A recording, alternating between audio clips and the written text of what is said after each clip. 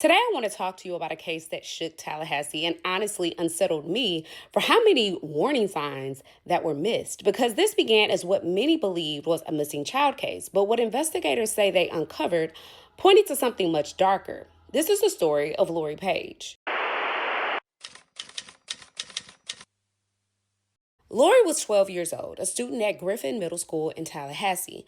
Quiet, thoughtful, hardworking. Teacher said she hated being late and she enjoyed being at the very front of the class. She dreamed of becoming a nurse so that she could help others. And I want to make sure I always highlight what the victims were like so we can get a snapshot because true crime isn't just about what happened to the victims, it is who they were before. Lori was a child with plans.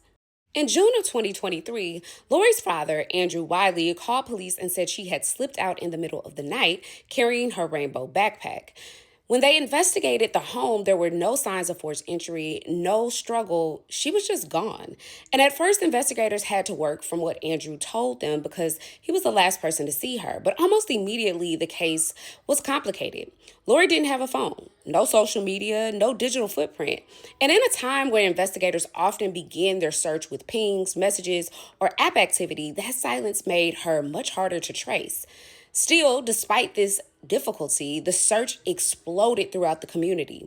Volunteers canvassed neighborhoods, the FBI joined the search, billboards went up, and a reward was offered. Cadaver dogs searched wooded area, dive teams searched water, and investigators even checked abandoned apartments associated with a prior runaway incident with Lori. But still, nothing. And as months passed, attention began turning toward the person who reported her missing, her father, Andrew Wiley. Because investigators say his story started cracking. Records showed that days before Lori was reported missing, Wiley bought bathroom rugs, a foam mat, and a wastebasket. Then investigators found internet searches on his phone that prosecutors later described as chilling. Where do police look for missing children? And even searches involving dead bodies in remote areas.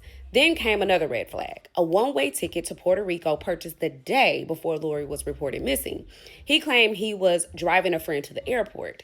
Investigators weren't buying it. And then came what shifted the entire case. When authorities seized Wiley's Dodge Charger, they found floor mats missing, nearly 20 of Lori's own missing person flyers hidden underneath the seat, a firearm industrial cleaner advertised for removing blood. And after forensic testing, investigators said they found Lori's blood inside the vehicle. That's when the case officially moved from a missing child case to a homicide investigation. But what may be the most haunting piece of this case came from cell phone records.